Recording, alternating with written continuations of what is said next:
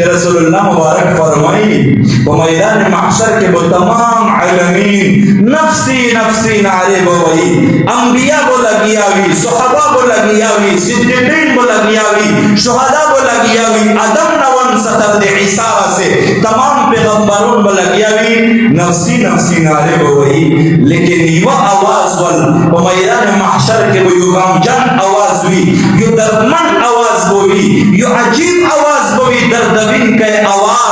یو طرف ته به یو کس په سجدا پریت وی او هغه کس به د امت مبارک امتی امتی نعرے وی. عزت من عزت و بے وفایو کنا یو دې پیغمبر سره مو بے وفایی کړیو کنا.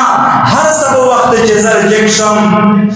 هغه نلی ته چې این نلی او به متکل اور ورزی بیا څه کم کپڑے بدلوم په هغه نلی په هغه غسلخانه کې د رسول الله مبارک د تمام صحابه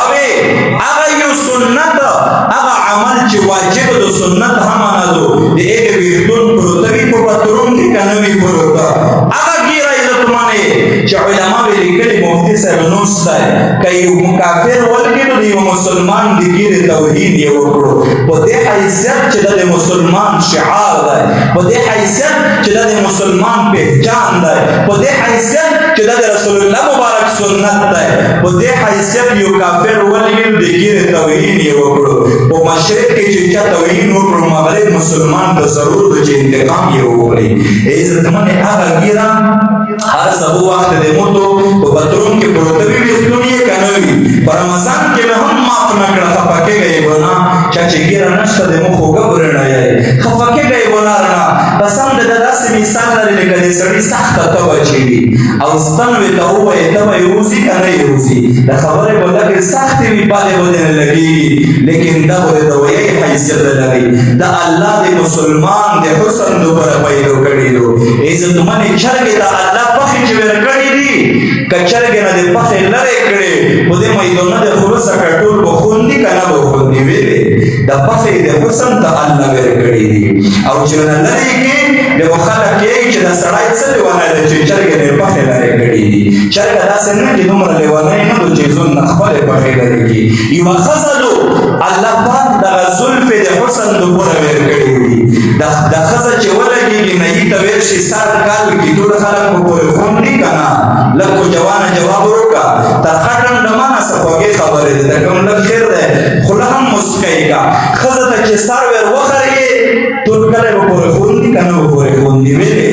دا خزه ته الله تعالی د زلف د حسن د پوره ورکړي دي خو خزه کما کله نه د خزه پیږي چې الله حسن د زلف ورکړي دي او د مولې ونای ور د رسول الله مبارک بے وفا امتی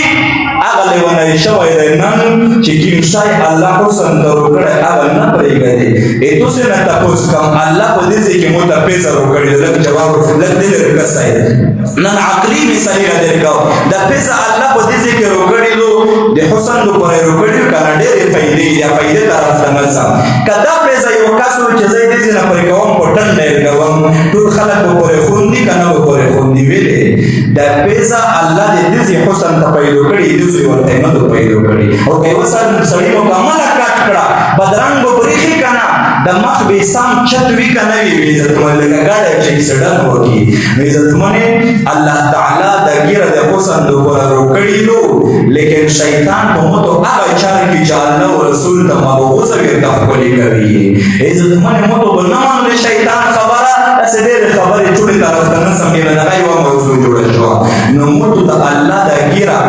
یو مثال نه وړه د تمام انبیاء عزت منه د ګیره وې کنه ټول جواب ورکړي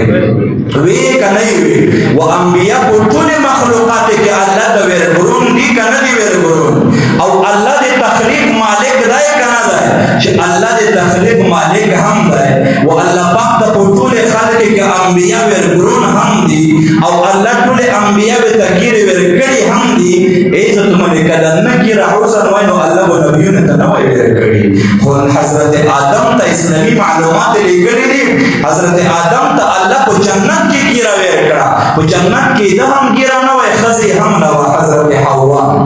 ایغه هم ګیرنه وه. نو حوا ورته یې بېادبي ده معافي وایي چې موږ ته خو د آدم څه خوند نه محسوسېږي، ظاهر کې فرق نه محسوسېږي. نو الله تعالی حضرت آدم ته ګیره ویر کړه، د هغې نه بعد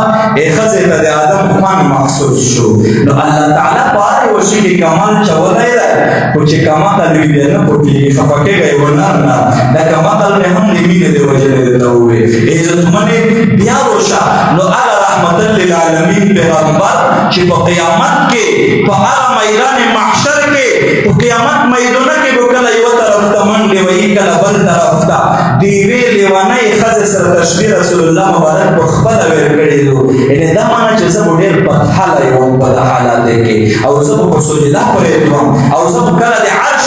ښي څنګ ته ودرېږم، کله به په میدان محشر کې ګرځم، او د عرش ښي څنګ ته چې کله ودرېږم د خپله ږیره مو په لوس کې نیولې وي. ډېر به غمجن حالات یې کوم، لکه چې ستړي شوی، ستړي خو نه مختصره 3 منټه خبره بس پوتې شوه، نه بیا بس شوه. عزتمنې رحمت للعالمین پیغمبر فرمایي صلی الله علیه وسلم زه چې کله د الله عرش ښي څنګ ته ودرېږم نو ډېر به زه غمجن وم. د امت په باره کې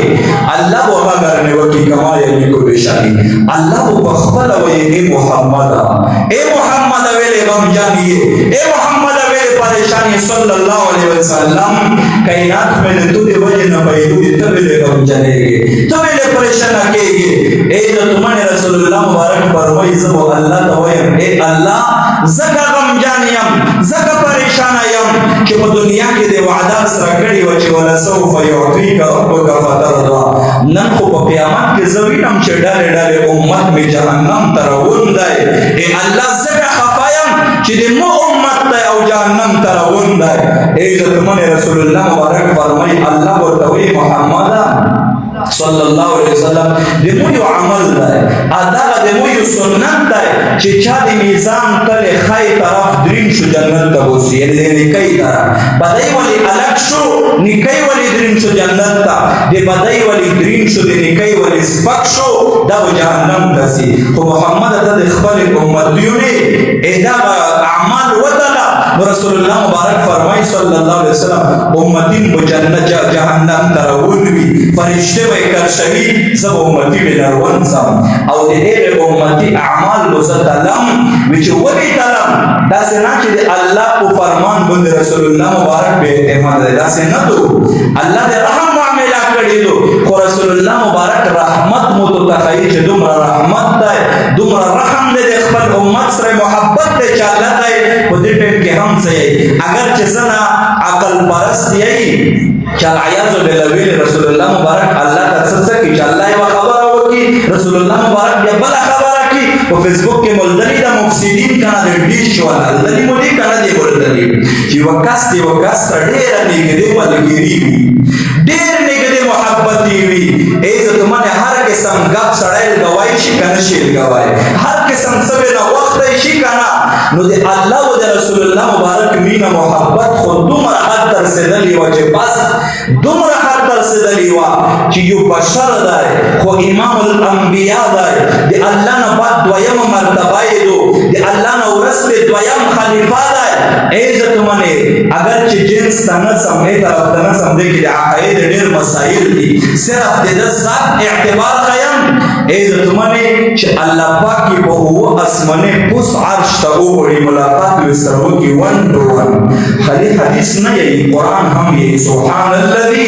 اسرا بعبده ليلا من المسجد الحرام الى المسجد الاقصى الذي باركنا حوله لنريه من آیاتنا. عزتمنې بیا صحیح بخاري، صحیح ترمذي، صحیح صحیح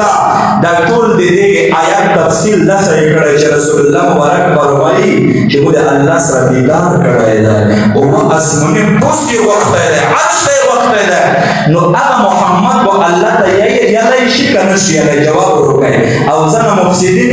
لا یتکلمون الا من اذن له الرحمن. زموږ جوان دومره ناپوهه دي، هغه دیش ملا به ته یې دیش ملا پېژنئ که نه په سر کې د دیش په سر کړی و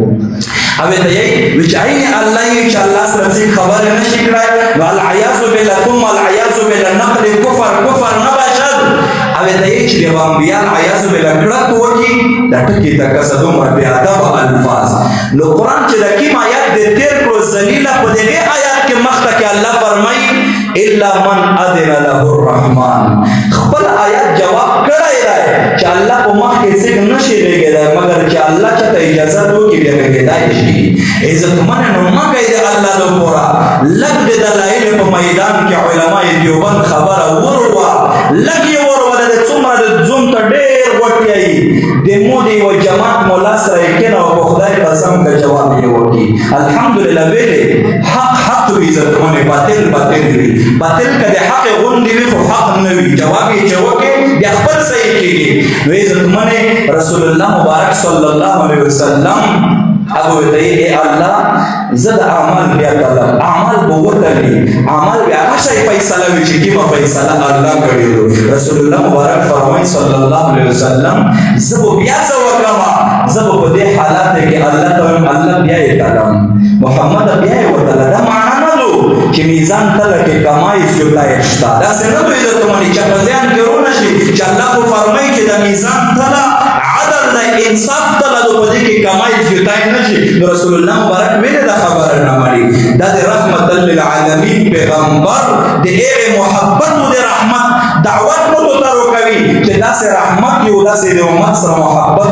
او چې الله ته به کله رنډ شو بیا به الله د خبره منظوروله. دریم نمبر ته الله ته چې کله دا فیصله وشو محمد ویسته صلی الله علیه وسلم رسول الله مبارک په خپل لام یوه څنګ ته یوه ټوکړه د کاغذ روخلي او د میزان تلې ته ویلچوي. میزان تله به پاس شي، چا په ذهن کې بیا اعتراض ورنه شي چې ویلې آیا د دې پارچې علم الله ته نه و؟ الله ته خو دا پته وه چې د رسول الله مبارک په یوه څنګ کې یوه پارچه شته.